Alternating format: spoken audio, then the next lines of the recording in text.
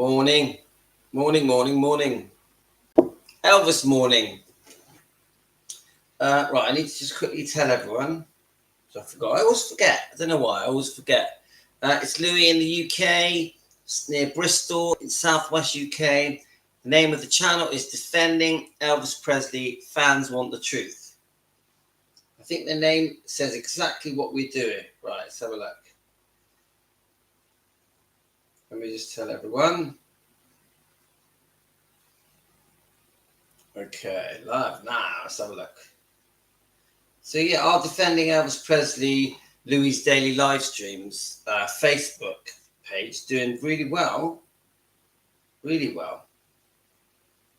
Obviously, we've got the 24/7 chat that is just never stops. Absolutely amazing. Okay, right. There's a possibility that the kids are going to come down and annoy me and drive me mad. Hi, Linda. Hi, Bex. It's going to take a little while for people to jump on. I wanted today's subject. I thought we could just talk about Red West. We know about Mark Hebler. I thought I'd play a few videos of Red West, his life after Elvis. Hi, Jane. Hi, Deborah. I'll just wait for a few of you to get on. So let's see if I can play a bit of gospel just while we're waiting. Let's have a look. I do like the gospel at the moment.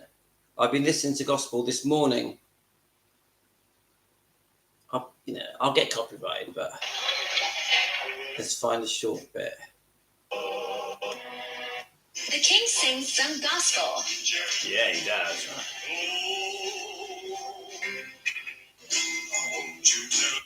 Gentlemen, if you would, I would like to ask the stamps if they would sing a song. Right, let's just listen to this. It's a beautiful song called Sweet, Sweet Spirit. I don't sing it, just listen to that, please. Right. Hello? Okay, I'm just doing live. We actually need tea, coffee on that.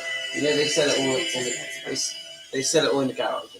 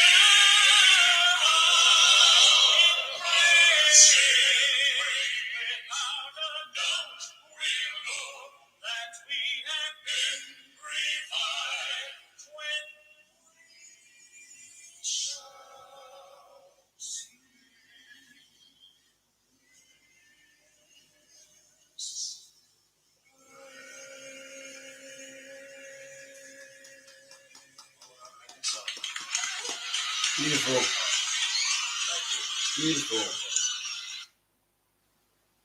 I love it. I just love a bit of gospel. It does soothe me. And we all have problems, don't we, guys? And sometimes we have quite serious problems. So we need some of that. I really believe that. You're welcome, SK. So we've got Jean, Vibex, Deborah, and Sherry, Linda. So I'm going to do we're going to go into Red West, just watch a few things together. Let me just make a bit of room for the camera, actually. So, a bit of an awkward introduction now that I'm going to give you guys. Obviously, we had a bit of a problem yesterday. I want to be honest with you. I don't think it was bullying. I've had a real good chance to go through all the messages that were going back and forth. Happy Labor Day. Is it Labor? I don't know about Labor Day. What is Labor Day? Please tell me. So I just want to get this out of the way, this thing about yesterday. I'm not going to name any names. And I definitely want to clear up something. I don't think what happened yesterday was bullying. What I think is that we have more than two actually, a few very passionate Elvis fans that truly love Elvis, that disagreed on a few things. And I just think as they're messaging each other and the other people did join in, I just think emotions got high, and I do think that the argument went on longer than it needed to. But I won't call it bullying. That is not fair to call it bullying, because if we get emotional because we have different views, it doesn't make us a bully. It just means that we disagreed. Now, do I think you get to a certain point where you just think, okay, you said enough, that's enough now. I think we've got past that point. I do think that once you get past the point of agreeing to disagree, then it's pointless. It's pointless. Now, I always say this. What would Elvis do? What would Elvis do if he was in a disagreement with someone and the other person wasn't going to give in? What would Elvis do? And I'll tell you what.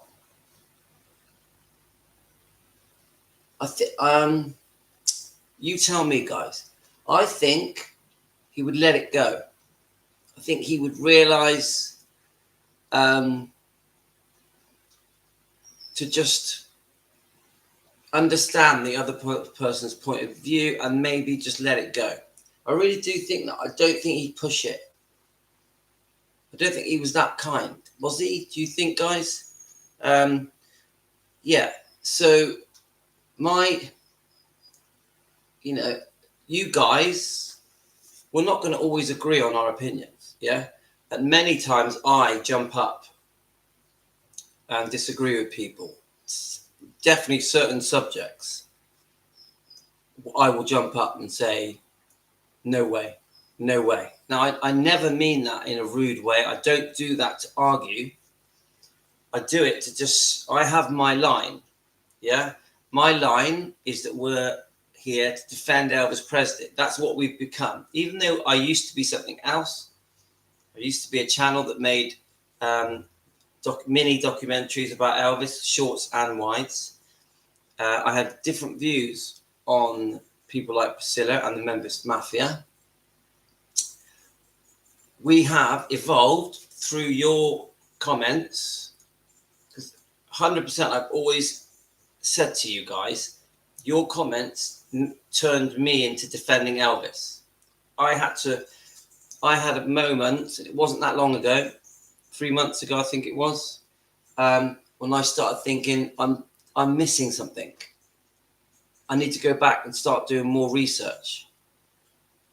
Only because of you guys. No other reason. No other reason. You guys are the reason Defending Elvis Presley exists. Now, I didn't start arguing with all you guys. That's not how it happened. I wasn't arguing. 3 months ago, I'd been getting messages on and off most days, people trying to set me right about their views on Priscilla, on the Memphis Mafia, on Colonel Tom Parker, and on Dr. Nick, things like that. I was set in my old ways. I still believe the things I learnt in the 70s and 80s, even 90s. I was pretty stuck in my ways, guys. So I sort of carried on like that for decades, never knowing that I was going to set up a YouTube Elvis channel. Don't forget, my Elvis channel wasn't Defending Elvis. So one thing I do remember, guys, is that I didn't argue. When you guys were giving me comments saying, "Oh, do you know this? Do you know that?" Sometimes quite upset comments, quite angry comments. I didn't argue. I always used to say, "I understand. I understand." It was very much, you're entitled to your views. I have my views. It was always like that. It was never an argument. And I carry that forward to now. I'm so glad that when I went through those couple of years of making videos and shorts, that it never became a big argument. It was just disagreements, passionate disagreements, and we would agree to disagree. It was always done lightheartedly. Yeah. So I ask you here now, guys. I definitely do want us to discuss awkward subjects. I think we have to. We're defending Elvis. Awkward subjects are going to come up. I don't want people to stay quiet. I want people to speak up. But not awkward subjects to make Elvis look bad. Now, there's a difference. If someone says to me, how can I say it? Let me just try and say this. If someone says to me that Elvis took street drugs, yeah, now that's going to get my back up, because I'm a total believer that he was on very, very strong medication. Yeah. Yes, we know he took uppers and downers and painkillers and sedatives. I know that. I understand that. I'm not stupid. But the bottom line is Elvis was against street drugs. So if an Elvis fan is telling me that he took street drugs, I'm going to react 100%. 100%. If someone is telling me, if someone is, like, I'll give you an example, the Memphis Mafia. If someone, for example, the Elvis Tell-All book, yeah? If someone is trying to tell me that the Elvis Tell-All book, that these three guys have done nothing wrong, I'm going to react, guys. And this is what the subject was yesterday, yeah? Now, when I say react, I mean respectfully react. I mean debate, discuss, yeah? I'm not going to get mouthy. I'm not going to get rude. I'm not going to shout people down. I'm just going to say, this is why I don't agree with you. But I do say this. We are called Defending Elvis Presley. That is why we're here. Defending Elvis Presley. There is no other reason now. That now is what I do. Yes, I do make Elvis Presley videos, mini documentaries, and I do like to repost old footage. I love doing that and talking about it. And we like to analyze many things. But I will always be trying to build Elvis up.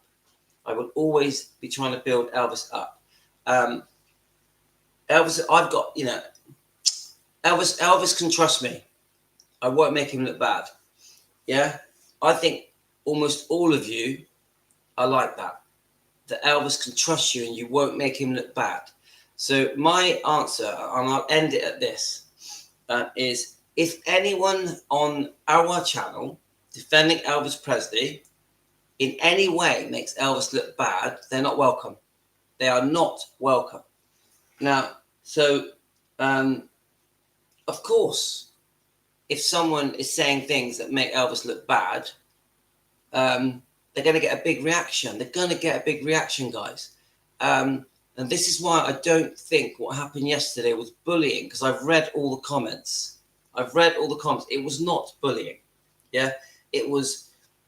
I see it that it was a couple of people that were just truly trying to defend Elvis. That's what I read when I went through the comments. So, guys, you know, some of you may not agree with me, but there was no bullying yesterday. There was heated disagreements. It's not bullying. I just want to put some water in my coffee. So right,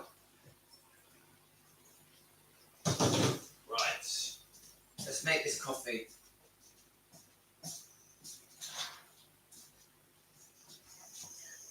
So my last words on it are, we are here to defend Elvis. That is it. We had this situation a couple of months ago, didn't we? And someone was insisting that we talk about young girls, you know, underage girls. And we fell out. We had to block that person. And I think something like that has happened now a little bit. You know, someone insisting that we talk about certain subjects that we just don't want to talk about because it doesn't defend Elvis. It doesn't defend Elvis to accuse him of horrible things. Yeah. So that's where we are, guys. That's where we are. Right. I'm just going to read that. Let's have a look. So I'm just going to read some of your comments and then we'll move on to the stuff I want to do with Red West. I still don't know what Labor Day is. Linda, debates are good. I love debates. Yeah, but not if they're making Elvis look bad. If they're making Elvis look bad, I don't want to talk about it. We're here to show the good that Elvis did, how great a human being he was. We're not here to make people think that he was a street druggie or that he deserved his treatment by the Memphis Mafia. We're not here for that. Yeah. Oh, thanks, Dick. Thanks, Dick. Right, so hold on. Elvis definitely let people believe what they believe and respected people's differences. This is SK. And respected people's differences, even when he didn't agree. Hard to be so cool as Elvis that way, or anyway at all. But a good goal. Yes, I agree, SK. Right, so I followed you way back. Yeah, you remember before I became Defending Elvis Presley. Guys, my channel had different views. But don't forget, I wasn't a Defending Elvis channel. I was just making little videos. If we all agreed on everything, it would be boring. As long as nobody says anything horrible about Elvis, like the things that we are defending. That's completely correct, Linda. 100%. That is my point. That is my point. If Elvis was bullied, he used his karate skills on him. Yeah. Elvis, I'll tell you what, I love watching Elvis. We're going to do a whole video on Elvis's karate. I love it. And it actually shows Elvis doing karate with Red West, doesn't it? I might show that in a minute. So Bebex, JD, he could also react just feeling hurt. The last time was different, I think. Let's have a look. Right. Labor Day is a 4-day holiday making the end of the summer. I didn't know that. Oh, enjoy your 4 days off, guys. Memorial Day is the day holiday making beginning of the summer. Right, okay. Oh, thank you, Deborah. Right. So I did put some, let's have a look. Now, I was going to play you the Red West conversation, yeah? But the problem with that is you can't understand a word of it. Now, then I was going to read off the conversation because a few people have sent it me. Lorraine had sent it me as well. But this conversation, it would take me an hour to read. So then I just thought, we're going to have to go at it in a different way. Obviously, you know, guys, you know my views. I don't think Red West should have recorded that conversation. I think he's out of order. I think that's not what friends do. Really don't. Let's have a look. Let me just... I did put some on my... Let's just get this on. So we're just going to get a feel for Red West. I'm going to reheat my coffee as well while I'm doing it. So just watch this, guys, and then we're going to comment on it. Joe Don Baker down to visit with us. He had Bill Hopkins in town. He has an actor's studio that is doing real well. I've sent a couple students out there to meet, by the way. I certainly have. He has a lovely wife, Pat, and if it hadn't been for being out in Florida, he may never have met his wife because we took her out to Graceland to visit one time. Elvis hired her as a secretary. Red courted her, and they later became man and wife, and they're a lovely couple and two marvelous children. And he's a great guy and a dear friend of mine. Ladies and gentlemen, Mr. Red West.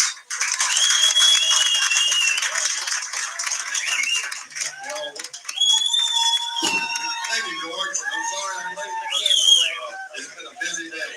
I had some prior commitments, and I got here as fast as I could. My buddy, Bobby Dawson, who went to school. Bobby Dawson, yes. Where's Dawson in Memphis? We lied him. We used to lie him. He used to fight. Another school. Yeah, we lied him when you lied him.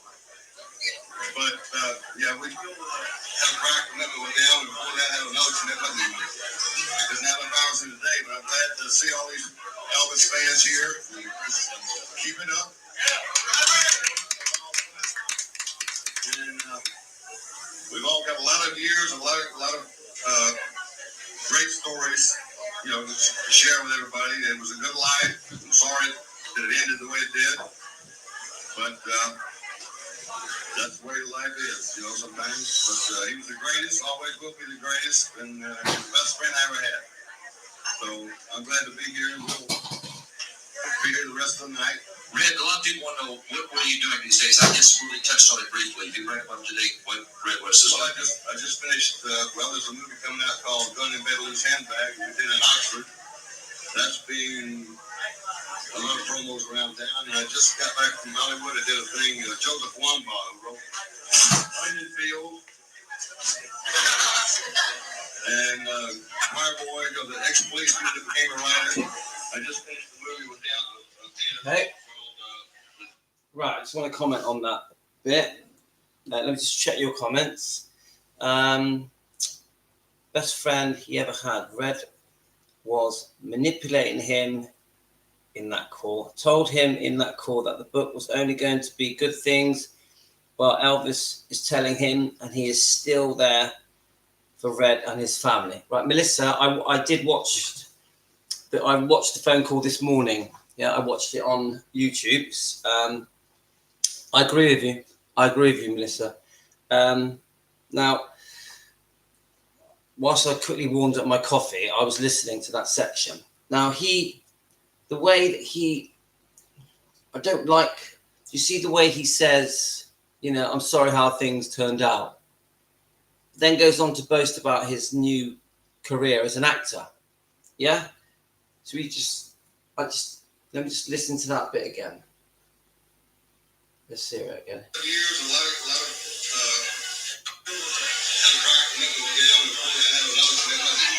You see, he says it again. but I'm glad to see all these Elvis fans here. Keep it up. And we've all got a lot of years, a lot of great stories, you know, to share with everybody. It was a good life. I'm sorry that it ended the way it did, but that's the way life is, you know, sometimes. But he was the greatest, always will be the greatest, and he's the best friend I ever had. So many points in there. I'm sorry that it ended the way it did. I had a great life, best life ever. It doesn't add up, does it? He's sort of saying, lucky me, I had a great life. Look, I have this new career now. I'm an actor. Yeah. all because of Elvis. Yeah, that man from the 50s had the life of luxury, and his thanks was to write a tell-all book. That was his thanks to Elvis, a tell-all book. To be honest with you, Elvis was so unwell by 1977 because of, for many reasons, because of his serious, obviously he had chronic health complications that he'd been living with for a few years, but not just that. You've got the side effects of all these different pills, medications that he was taking. And come on, it was mental health things as well, wasn't it? And there probably was some depression as well, and anxiety. Yeah, just so many things. Elvis, we know, was in a very bad place. We also know, if we listen to Ginger Oldham, he was trying to get better. He was trying to get through it. He was optimistic about the future. So it isn't all bad. I don't think Elvis walked around suicidal, hated life. I don't think that. I actually think Elvis, right to the end, tried to make the best of things. Don't forget, he was. Billy Smith says that that he played the piano. Was it racquetball, and the night before he passed, Billy explains his life. Ginger Oldham has clearly gone into detail what Elvis was like the last few months of his life, and it wasn't all bad. I hear children. Anyway, so what bothers me about Red West is that no matter what he says, he can't get away from the fact that his life was great. Red West life was amazing. I'm going to play a bit more of this and sort my kid out. Right, 1 minute. Right, let me just. Right, here we go. What do you want? Red, a lot of people want to know what are you doing these days. I just really touched on it briefly. You bring up to date what Red West is Well, like. I just finished. There's a movie coming out called Gun and Bed Loose Handbag. We did in Oxford. That's been a lot of promos around town, and I just got back from Hollywood. I did a thing. Joseph Wambaugh, who wrote Onion Field, and Choir Boy, the ex-policeman that became a writer. I just finished a movie with him of his called. It's going to be a series, Joseph Wambaugh Chronicles. Hello. Who's the name of this? I got a question for both of Bob and Jay and Red West. Red, I was just thinking before I came down tonight, you probably had more fights with Elvis than anybody in the group, because Red would do the fight scenes with Elvis in the motion pictures. He screwed up his knee in Flaming Star. And when I remember, the funny thing, I was taking a shower today and I started laughing, and I was laughing about Sonny. Sonny was showing us there's a guy named Mushy Callahan used to what they call gap. It means how do you explain it? Stunt coordinator. He's the ex-champion of the world. He was a boxer. Flyweight, yeah. And Sonny thought he was going to get to do some of the fight scenes. Sonny was at the Sam Goldwyn Studios, and he was demonstrating to us what he's going to do. His knee went out. They took him to the hospital, and Ray did all the fight scenes with Elvis. We've done the fight scenes previously. But Ray, can you tell us about, and I know I'm biased and I'm prejudiced, and it's hard to be objective, but I see fight scenes in motion pictures today, and they don't look half as realistic as the fight scenes that you did with Elvis. Well, because I was as close to real as you could get, I guess. I mean, we worked out in karate a lot, and I'm proud to say that Elvis and I were probably the first two people to do a karate fight on television, and that's where it all evolved from. Flaming Star? Flaming Star. Right? We did karate in Flaming Star, Indians, and that's how Ed Parker had the karate studio going, but that's when karate took off in the United States and everywhere. Once Elvis started, it became known that he was doing it. But let's see, he made 33 movies, right? 31. That it was. Yeah, 33. And I have the distinction of, other than Elvis being in more of his movies than anybody else, I was in 28 or 29, I don't know. And we did a fight scene in almost every one of them.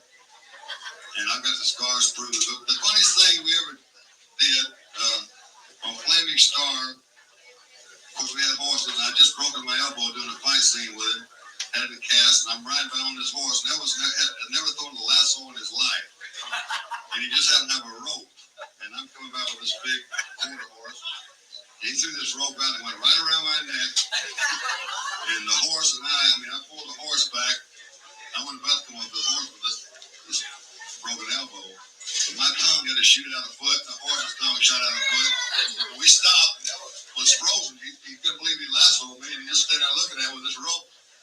And that was one stunt that I didn't get paid for. You didn't get what adjustments that I retired.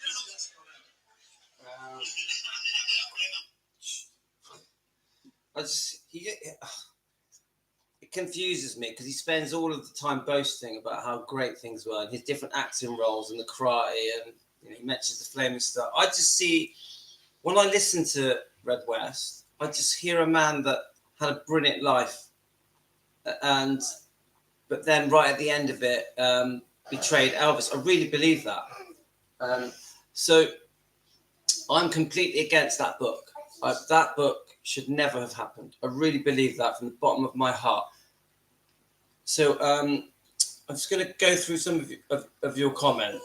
Now, you've got to remember, I know that Elvis, like Deborah has just said, that she feels that Red West helped Elvis. Of course, I know that, guys. I know that the Memphis Mafia loved him, helped him. They were obviously his personal bodyguards and did many other things for Elvis. Also, I'm not talking about all of the Memphis Mafia because different ones did different jobs. And so I know that they did good as well. And that's what makes it worse to me. What makes the whole thing worse is that they were close. They did love each other. They had a long life together. And I think Red West says that he became a middle-aged man with Elvis, which is true. Tina, just sit down, please. Tina. So my point is, Tina's awake, guys. My point is, there was no need for that book. There was no need. And they used the excuse, I think Dave Hebler used the excuse that you couldn't get to Elvis, you couldn't talk to him. I'm not convinced. I think Melissa just mentioned the fact there was lawsuits because they were too heavy-handed. Now, I think that is true.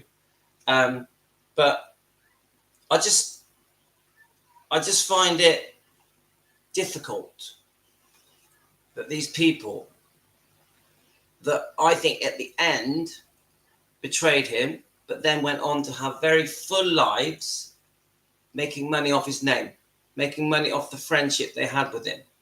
That frustrates me. I'm sorry, it frustrates me. Now, I want to read a couple of your comments. Let's have a look. Where are we? Right, it's okay. I'm trying to do this before my wife gets back. Vivek, I have no respect for Red and his brother. I agree. They're out of order. Red West, I've admitted this loads of times. Red West for me was one of my favorite until I started digging and understanding the truth. Then I changed my mind. Hi, Deborah. It's hard for me to stomach Red West and Dave, especially since Red West yelled at the fans and he recorded the Elvis call. I agree. That phone call, and we're going to play some clips of it in a minute. That phone call should never have been recorded, ever. You do not record your best friends, especially at that very sensitive time in Elvis's life, just before he died, but also, come on, let's face it, the point of the call was to discuss the book. I think Elvis was very gracious when he said, do what you got to do. Very gracious. It just says everything about Elvis, how nice he was. Red West was co-authors of the shameful book, Elvis, What Happened? Exactly. You just don't talk about a real friend. That's not a real man. Gio, I agree. The Bex agrees. Right. Deborah says a real man wouldn't do that. Then Melissa, what I don't understand is they fired themselves several times and brought them back. I know Vernon did it. Why was it this time so different? I'll tell you why I think. I think Red West had decided, he says this in an interview, he decided, he knew this time he wasn't going back. He says it clearly. This time I knew it was over. I knew that was it. I was going to write a book about my life, his own words. He says it clearly. So do I think Elvis would have took them back? Yeah, probably. I think he probably would, because that had been the pattern, hadn't it? Fire them, bring them back. Fire them, bring them back. Whenever Elvis calmed down, he would bring them back. SK, Red was one of the extra strong character friends Elvis loved and respected, and doesn't make Red perfect or never have done anything wrong or bad to Elvis. When he was hurt, Elvis surely forgives him. Yeah, come on. There's good things I can say about Red West as well. There's good things. You know, he wasn't all bad, but the last act, the book, recording the conversation, nah, no thanks. That was a no-no. Dr. Nick, that's for a different subject. I'll quickly just say, JD, that I think Dr. Nick was in a very difficult position. I think that he had inherited an impossible situation. I'm not a big Dr. Nick fan. He made a lot of mistakes. I think he did many things that he shouldn't have done. But I also think he really loved Elvis and bent over backwards to try and help him and try and reduce the amount of medication he was taking, even using placebos. So the story with Dr. Nick is mixed. It's complex. And we'll cover that. We've done it a few times. We'll cover it again. This is just my views. Louis at home in my lounge, in my kitchen. I'm not an expert. I'm not a researcher. I'm just a fan at home making videos with Team Elvis. And we research together and we find pictures and video footage and interviews and documents. But I'm just a guy at home. I'm no expert and I do get my facts wrong. So please remember, I'm just a fan at home. Rebecca, yeah, we can agree to disagree and say so in a respectful way. So Rebecca, I have always wondered, but it doesn't sound like it was a new thing for them to get fired. Yeah, he did wrong, but I feel they did try to help Elvis. I agree with that. Deborah, Rebecca's right. Civilized people can just respect each other's opinion and have peace with that. Yeah, that's what I want. That's what I would like. Yeah, that we can have a disagreement, but don't take it too far where we're actually arguing. Yeah, I will say this though. If people want to bring up a topic that's going to make Elvis look bad, I don't want it on this channel. I do not want it on this channel. Team Elvis are here to boost Elvis, to bring out the good, to let us discuss the good that Elvis did, not to make him look bad. Anyone that's trying to make him look bad, they're not welcome on this channel. Not welcome. That's right, let's have a look. Let's have a look. Right. Sorry, it jumped up again. It always jumps up.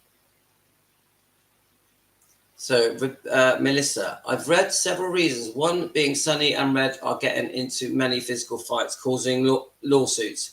Yeah. Yeah. Right. So, it sounded like if we disagree, we're not allowed to say soldier. I'm not sure if that's aimed at me, Bex, but no, we can disagree. We can debate.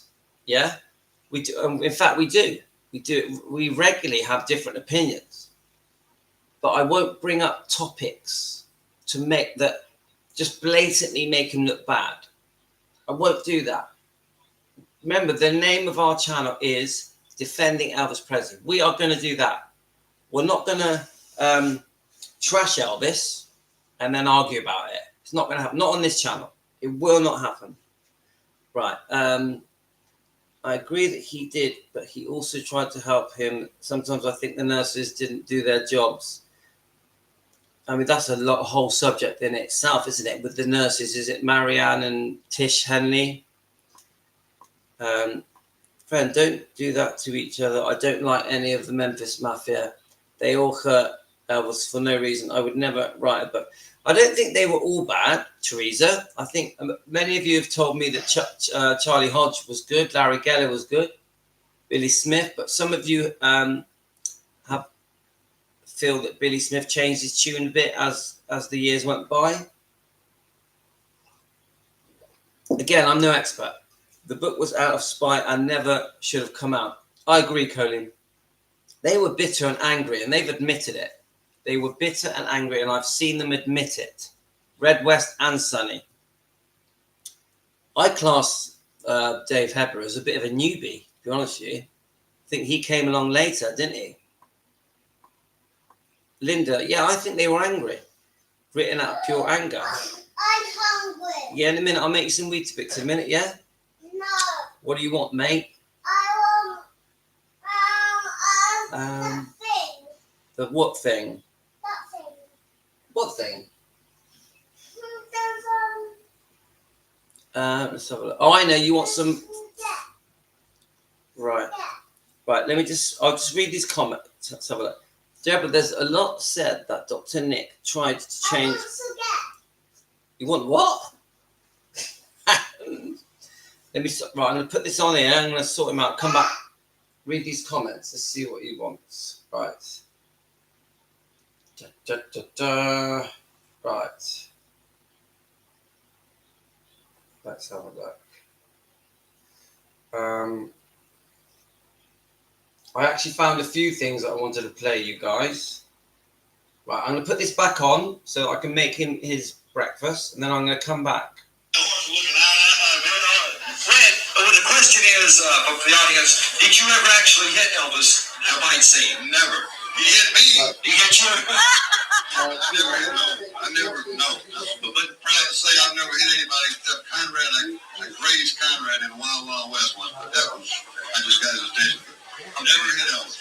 Okay, now, Red's going to how good he was in karate. Red at one time had a karate school, and he's pretty proficient at the sport himself. Red, comment on Elvis's ability in karate. Let's settle that for once and for all. Elvis was very capable in karate. Very capable.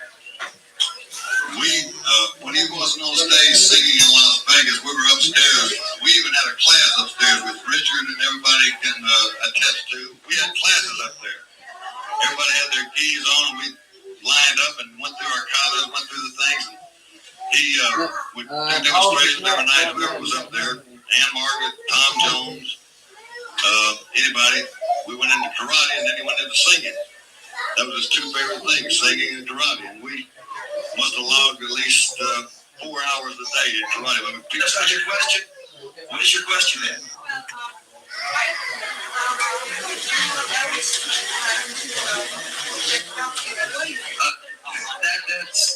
That's really not a good question. Dr. Accomplis was a very dear friend of Elvis. You don't know the whole story. The question is, why could we not do something about Dr. Accomplis? Is that what you're saying? Dr. Accomplis was a very close friend of Elvis. Any of these guys will tell you that Jerry Schilling said it best. When Dr. Accomplis was there, Elvis was in good health. When he wasn't, Elvis's health was questionable. Is that right, Red?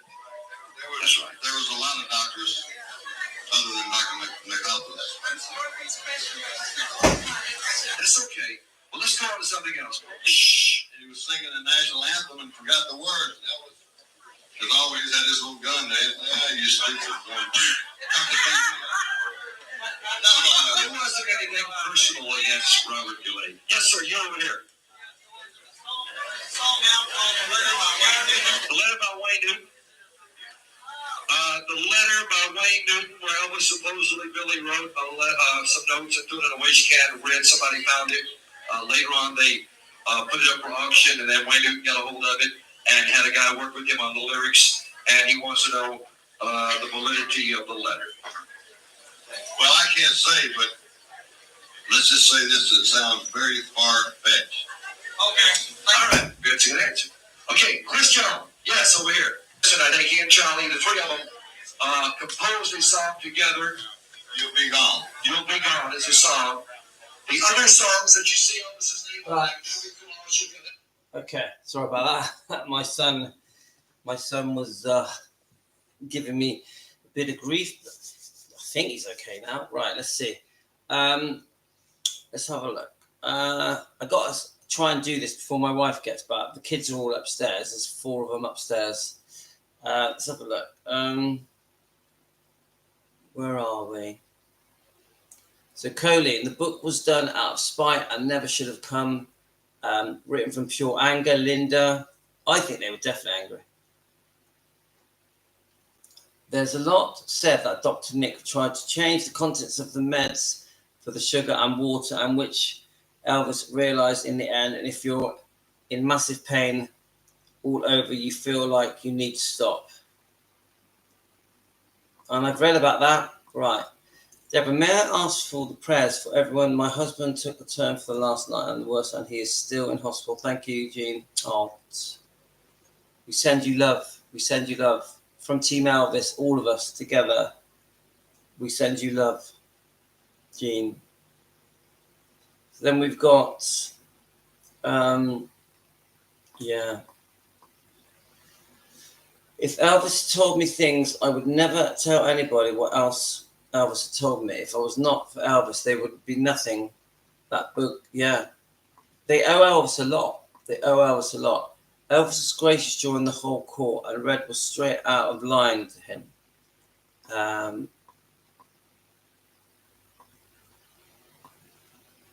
Everyone's sending Gene love. Life has its ups and downs, guys. Trust me. We've all been through it, haven't we? We all know how tough life can be sometimes. So where are we? So we've got, not to go off topic, but last night I watched from Prime Discovery about Ben, and it has some interesting things to say about Riley and Priscilla relationship. Riley, I'll look that up, Colleen. Thank you. Okay, let's have a look. So I'm just trying to skim through them, because the comments, because I'm aware that my wife's going to be home soon. Susan, apparently they have always been at each other's throat, and Riley changed the locks to the upstairs and the archives as soon as Lisa passed to keep Priscilla out. We know they had a very, very rocky time. Let's have a look. Did you love the interview? I was talking to Dave and said he went to the bookstores and glued the pages together. I'm not really sure about that. Priscilla was dominant parent to Lisa. It wouldn't surprise me. Right, let's have a look. Yes, Colleen, I heard about it. I had to move out to take possession with her, but resulted in the agreement. So I've lost track of what. Let's have a look. Thank you so much, Louis. My Elvis arc. Everyone loves you, Gene. You know that. Everyone loves you. We're all sending you love. Right, let's see. Let's try and find these clips that I found with Red West. Let's have a look. So I made some clips a while ago with the Elvis. Let's see if I can dig them up. Yeah, this is one. Right, here we go. All them, and then he called me. He said, Vernon said, Red, all them. Right, let's watch this. This. And he called me. He said, Vernon said, Red, we got to cut back on some expenses here. We're spending too much money, and we're going to have to let some people go. And I can't explain the feeling. I just felt empty after all these years, after all we've gone through. But I knew, I'd gone and come back, I knew I'd never go back.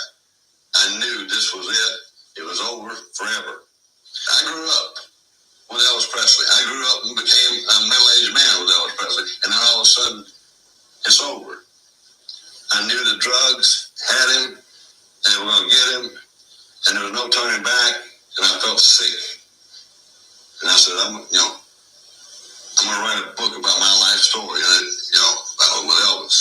And in this book, I was going to try one more time to wake this idiot up. And he called me, and we discussed the book. We had a long conversation. It's on tape. And he said, well, do what you got to do, Red. And I did.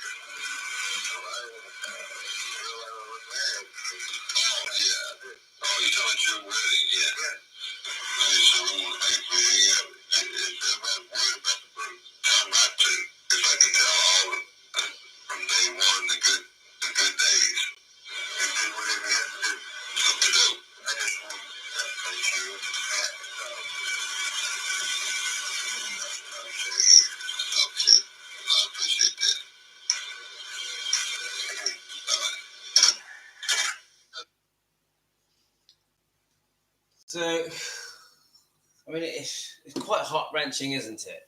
You hear, I know that's just a very short snippet of it, but Red clearly admits he was angry and he was going to write a book about his life. Clearly says it. No, doesn't. Come on, we know that Lisa Marie was very, very upset and called them snakes. Yeah, called them snakes. Let's just listen to this bit here. But nobody knew who Elvis was then. Story goes, and I want to hear from you. Let's just listen to this. I'm just trying to get a feel for Red West, yeah? I've noticed that him and George Klein obviously were very good friends, weren't they? And George... Memphis in football and baseball for Humes High School. But Red, what I want to get to, as at Humes High School, the story goes, and I want to hear from you exactly how it happened. You're up on the third floor bathroom at Humes High School. Yeah. Elvis is in there, and you pick up the story. Well, I know that we weren't close. It was a small school. We knew each other. Elvis was always different. He made more progress later on in the music industry. He had to be different. Well, he was the same way in high school, but nobody knew who Elvis was then. I just knew him casually. And I happened to walk in the bathroom one day, and the bullies, three guys two were holding him, and we were going to cut his hair. Yeah. Because we all had crew cuts, and his hair was back, long. Yeah. And we're just going to cut his hair, and I happened to walk in. I said, "What's going on?" He said, "We're going to give him a haircut." I said, "Doesn't like he wants the haircut." We're not going to hurt him. I said, no.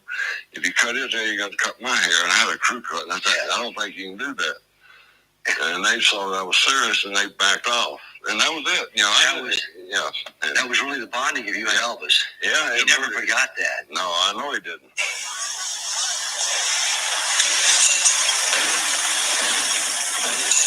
B-boy. Hey. This is like a woman. He's a squirrel. Came out of a tree. Look at it.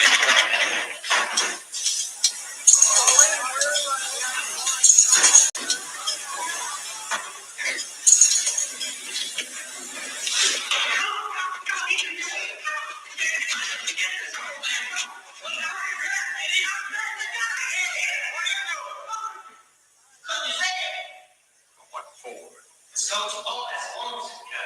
Coach Boys. Well, wants to wear his hair that way, let him. I don't see no reason to write him about it. Maybe they wear it like that in Squirrel Town, but this is Memphis, boy. Yeah, we're gonna give him a trim.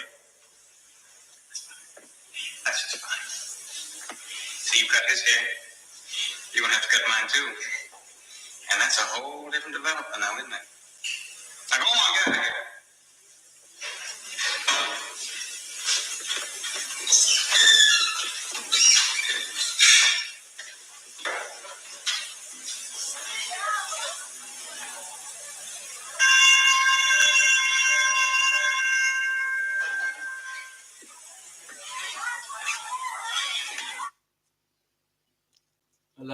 I love that scene.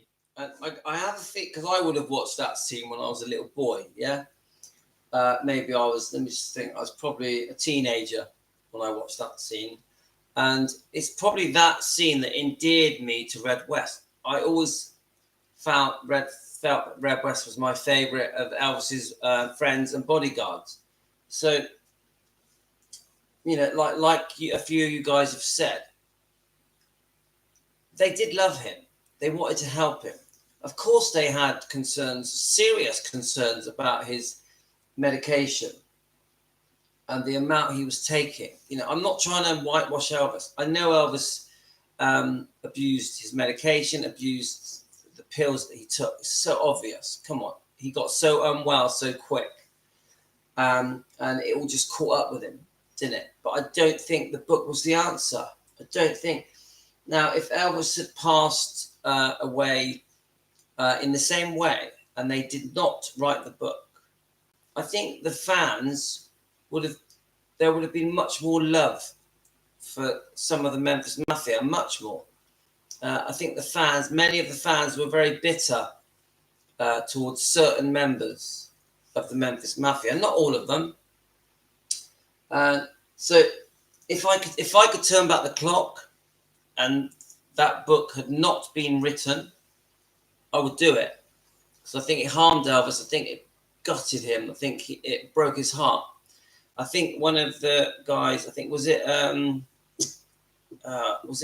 one of you have just said that you feel that it made Elvis look more human. I agree. It probably did.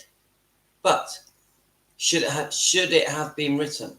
This is the purpose of this morning's live stream. Should it have been written? You know, he died weeks later. The second divorce settlement was hammering at him, and he was getting sicker and sicker. And these were his very close friends. His very close friends were betraying him. I don't care what anyone says. Don't forget, I watched this video yesterday with Dave Hebler, and this interview isn't very old, is it? It's days old. I found the whole thing uncomfortable. I found it very awkward. I found Dave to be a little bit angry and a little bit bitter, even resentful, and to a certain degree slightly envious of Elvis. This is just my opinion, a guy at home. Do you know what? I watch, Deborah mentions Sonny West and says that he was remorseful. I watched some heartbreaking footage of Sonny just before he passed away. Him and his wife had both had different cancers, didn't they? I think Sonny had lung cancer and his wife had stage 3 breast cancer. It's heartbreaking to see them both at that time, you know. I do think he was remorseful, yeah? But it still happened. Elvis went through that. That was one of the last things that would have gone through Elvis's mind would have been how he had been treated by the people around him, the people very close to him. And isn't it a shame that his best friends that he grew up with, he created his own circle of friends in the 50s, really. I know that new people came along, as you know, after the 68 comeback, and then in the 70s, then in Vegas. You know, Elvis in 1977, he would have felt let down. you would have felt let down, disappointed. And you ain't, no matter what anyone says, people try and give reasons why the book, it was the right thing to write the book. And they had good reasons to write the book. I would never agree with you. I will never agree that these guys had a good reason to write that book. That's why, to me, we're called Defending Elvis Presley.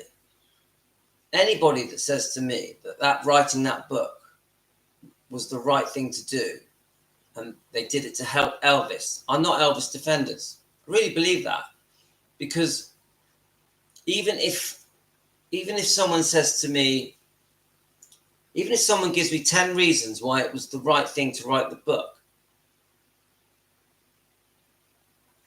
I will never agree that it should have gone ahead and been printed and then sold around the world for profit, that these men, his so-called best friends, profited, the sale of each book. Remember, this was tabloid news in all the magazines, loads of news clips. This book trashed Elvis for the whole period of its release. I think it's been re-released a few times, all the way through. The three guys, Sonny, Red, and Dave, have profited. I think there was some quite large amounts of money as well that were parted with. And I'm never going to go, oh, that's okay then. It's never going to fit right with me, ever. It will always, to me, be a betrayal. I'll tell you now, if my friend wrote a book about me, and I can relate to this because many of my friends worked for me for my whole life. If my friends wrote a book about me, I'll be disgusted. Right, so let's have a look. Right, Red would still have Elvis back if he needed it every second of every day, even when briefing, physical protector. Since Humes, he slipped up in the book and take the call.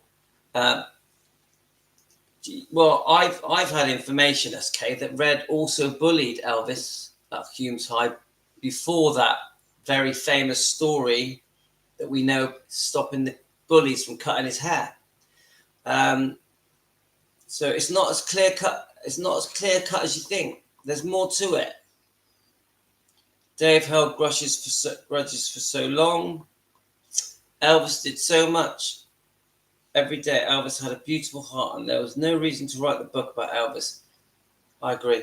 Elvis went through hell. He did, Teresa.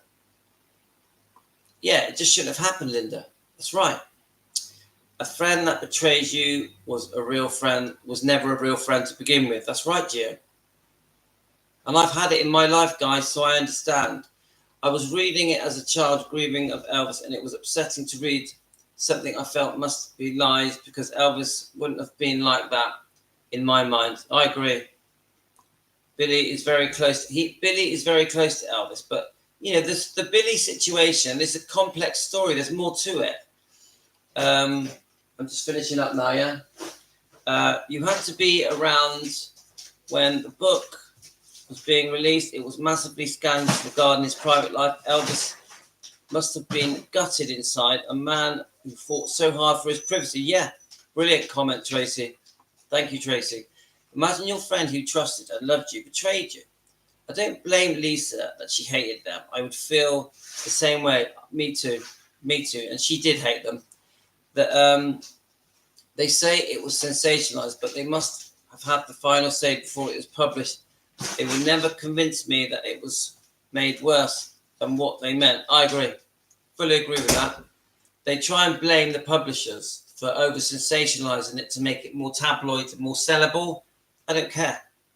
If you have a friend that is going through some serious issues in their life, how can it be possibly helped to put their dirty laundry out to the world stage? That was to hurt Elvis, and in my opinion. I agree. I totally agree. And do you know what their answer to you would be, Colleen? We thought it would stop him being an addict, stop him taking drugs. Elvis, Elvis wasn't going to suddenly stop taking his medication that he needed to stay alive. To stay alive. Elvis was so sick. He needed over 40 tablets a day just to keep him going. So what was he going to do? Just suddenly stop taking all these tablets? He would have dropped down dead. He would have dropped down dead. And I understand he was also taking uppers and downers and painkillers and sedatives. I know that. But unfortunately, by 1977, he was so unwell, chronically sick. He needed many of the medications he took. He did need them just to function. It's so sad to say, but it's true. Let's have a look.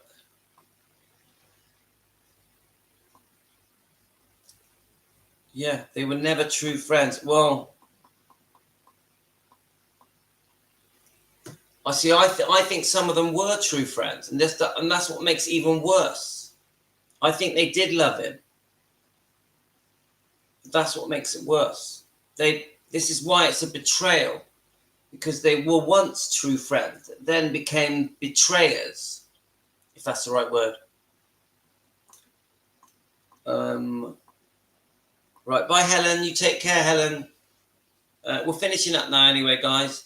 I'm going to come back to another one.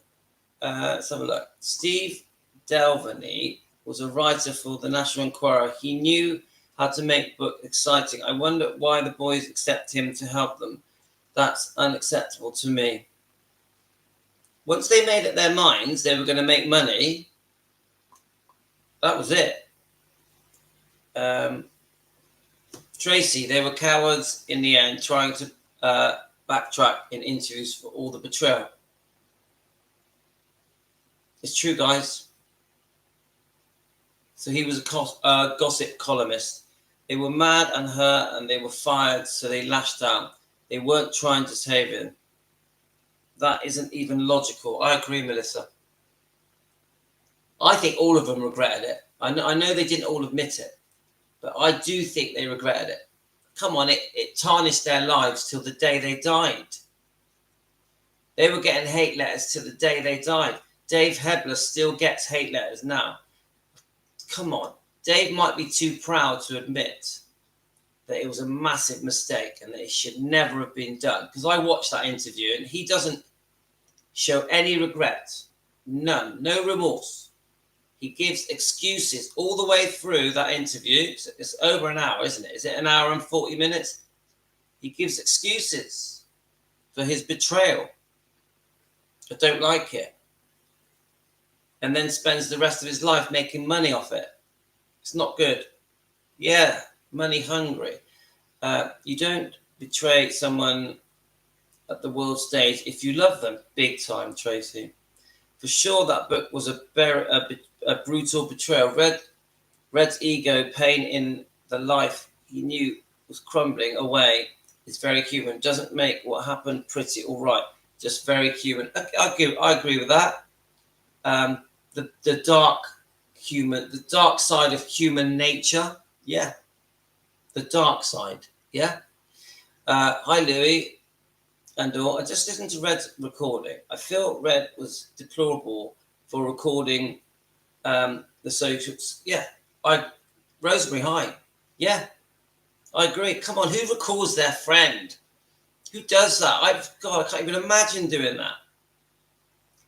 And he even says that he was expecting Elvis to call because he knew what Elvis was like. So they went out of their way to set up recording devices, waiting for Elvis to phone them. He says it from his own words. I knew Elvis would phone. I knew he would phone.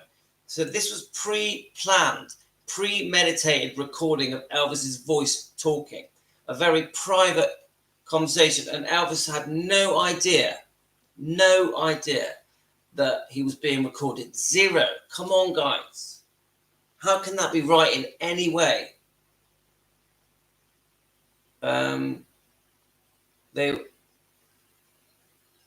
Dave was an investigator, and I saw that. He was a bit of a spy, wasn't he? I saw that in the interview. And I know that he was boasting about that he was a shoplifter, but they were aware that Dunleavy worked for National Enquiry. They knew the book was going to be salacious. Yeah, come on, it was obvious. It had to be to sell more. Hebler is a pile. I think out of all three of them, Hebler is the worst. I have to agree. Right, that's Melissa. Bye, Jean. You take care. Have a great day, Jean. Yes, Tracy, that is their motive to hurt Elvis. Yeah, they wanted to hurt him. They wanted to get back at him. So obvious. It's clear. I think they admit it. They admit it. They did it out of anger and bitterness. Sonny West said it from his own words. I'm sure he did. They still continued to do the interviews from rooms full of people and made money off Elvis until the day they died. They sure did. They sure did. Gene, right. So Gene's off then. Let's have a look. We're defending Elvis are the polar opposites of these traitors and cowards. We love Elvis to protect his legs. We want to show the good in Elvis. We want to show the good. But they were all taking yeah, they were all doing it as well. Sleep, wake up. I think that some of the Memphis Mafia were taking the street drugs. Some of them, not all of them. Elvis always refused to take the street drugs. He wouldn't do the cocaine and the heroin, you know. Teresa always defended Elvis, definitely. Red was going to use that tape, waiting to see if Elvis said anything to justify what they did. Come on, they recorded it to make money. The reason Red recorded that phone call was because it was another way of making a lot of money. That's all it could have been. Why else do it? What other reason would Red have other than to try and make money or make Elvis look bad? That is the only reason that they, I think, in my opinion, they set up sound recording equipment to secretly record Elvis on this very, very private conversation. The only thing it could have been was money making and to try and make Elvis look bad, to catch him out saying something, to catch Elvis out.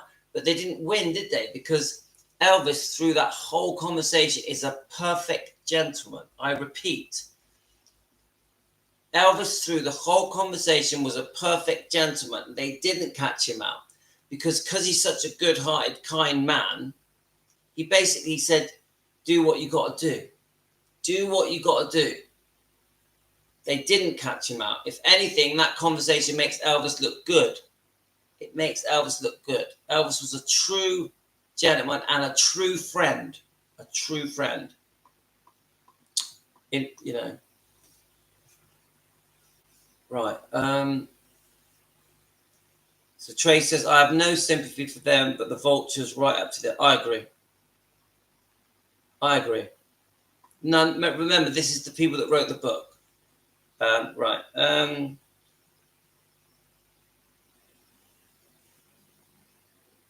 Yeah, Linda's right. He was going to use the book, waiting to see if Elvis said anything to justify what he did. Exactly. He was trying to catch Elvis out. We at least have to admit that, guys, that they were trying to catch him out with that recorded phone call. Come on. From what I hear, Sonny West was with Red. When they recorded that phone call, Sonny was with him. It wouldn't surprise me if Dave Hebler was with him as well. I don't know about Dave. I know Sonny was because Red says it. Yeah, I don't know much about Dick Rob. I'd have to look that up. They definitely did hurt Elvis, Teresa. Let's have a look. I would be shocked if Elvis didn't sense that he was being recorded. He knew Red and how he spoke normally on the phone for decades. He sensed Red was recording for sure. I think that's SK. Yeah, I think that's very possible. I'll agree with that. But what a shame. They should have just withdrawn from anything regarding Elvis and and just gone back to their lives. And come on, Elvis, because they'd been doing movie set roles, bit parts, all through Elvis's career, and they'd gone on to come on, the Memphis Mafia had learned other skills while through working for Elvis, because they did a job. They did different jobs. They were security guards, bodyguards, but they were more than that. They were like Elvis's personal assistants. They could have gone on to work for other celebrities. They had a career.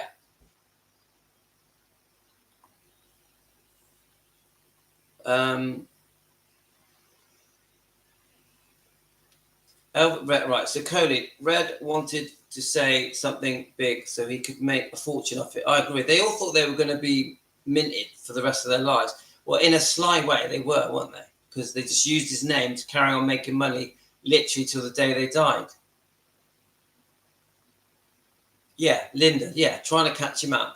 Susan, they probably have a lot of dirt on Priscilla. She would be scared they would reveal. Now, Priscilla is for another day, but yeah, they probably do. But I think a lot of them rubbed up to Priscilla because they wanted to make biographies, documentaries, different books. Everything had to go through Priscilla, didn't it? Priscilla, once you become the Queen of Graceland, in charge of everything went through Priscilla. So you'll find that some of these people became very close to Priscilla because it was in their interest financially.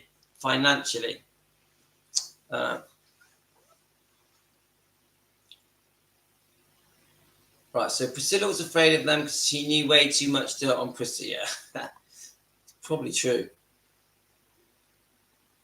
So Tracy, Susan, it was true that he was taking drugs, but to treat his many health problems, not to get high. Yeah, come on, he probably enjoyed the floaty feeling of taking the medications, the sedatives and the painkillers and all that. But that wasn't the reason he took them. Let's have a look. He set up a trap and it backfired. Well, I don't know if it did backfire. I think he got his phone call, didn't he? He got his phone call. But when you say backfired, do you mean that, yes, the fans, there was an outpouring of hate towards these three guys? Is that, yeah, I think that's what you mean. And the fans never forgave them for their betrayal. To this day, even now, right now, as we speak, the fans have not forgiven them for writing that book. And the Dave Hebler interview clearly shows that. That man, I can tell, is suffering because of that book, because he played part in that film. And I don't wish that on anyone, but the fans, the Elvis fans, are so loyal. Right, I'm trying to just catch up with your comments. So I've got a bit of a free day today, so I'm going to come back and do some more lives. Right, let's just quickly try and read some of this. We have to remember too that at the time in history, street drugs were becoming a huge problem in the USA. When Reagan became president, they started the Just Say No to Drugs program. I remember that program because we had the British kids go over and participate in that. Right. Who needs enemies with friends like them? Sherry, it's heartbreaking to be so stabbed in the back like that. It's so sick. If you have pain all over, you wanted to stop poor Elvis. Yes, exactly. He was in excruciating pain and discomfort. Of course he needed his medication. Of course he turned to his doctors and his nurses and other doctors. Of course. Let's not make excuses. Right. Who needs enemies? Elvis's ability to read people, especially his closest friends, he sensed where they were mentally and were trying to use him for what they could. Yeah, I agree, SK. Right, so Cody's going fishing with her 4-year-old, with my son and 4-year-old granddaughter. Wow, that sounds lovely. I hope you got good weather, Cody. Have a brilliant day, my dear. It bothers me greatly that they were very rarely challenged about participating in a book, and they are challenge. They responded with anger and disdain to the fan. Yeah. Right, guys, I'm going to go. Now, I personally think we're probably going to have to do a part 2 of this, because there's a lot more. I had a lot more clips I was going to show you, but we've been on for an hour and 20 minutes, so I'm going to have to come back. So I'm going to send you all love. Now, I just want to say about the way we started this live stream this morning. Please, let's all just get on. Let's all just get on. Yeah. And please, everyone remember, we are defending Elvis. We are Elvis defenders. We're Team Elvis together as a small growing family. We care for each other. We love each other. I want us all to be friendly with each other. Of course, we're going to disagree quite a lot. We're going to get passionate, sometimes a bit upset and angry. But when it really comes down to it, we want to be friendly to each other and always defend Elvis. And that's it. We must keep always remembering this live stream channel is called Defending Elvis Presley. That is what we do. As soon as we get outside of that, we're on the wrong channel. We're on the wrong channel. Yeah. Anyway, thanks, guys. Had a brilliant morning. Thanks, everyone. I'm going to have to shoot off because my wife wants me. So you take care, guys. I appreciate all of you. I send all of you love, and have a great day. But I will be on again today because I've got a free day all day. I'm free all day today. So I'll be back. I'll be back. Take care, guys. All the best. I'll give you a wave.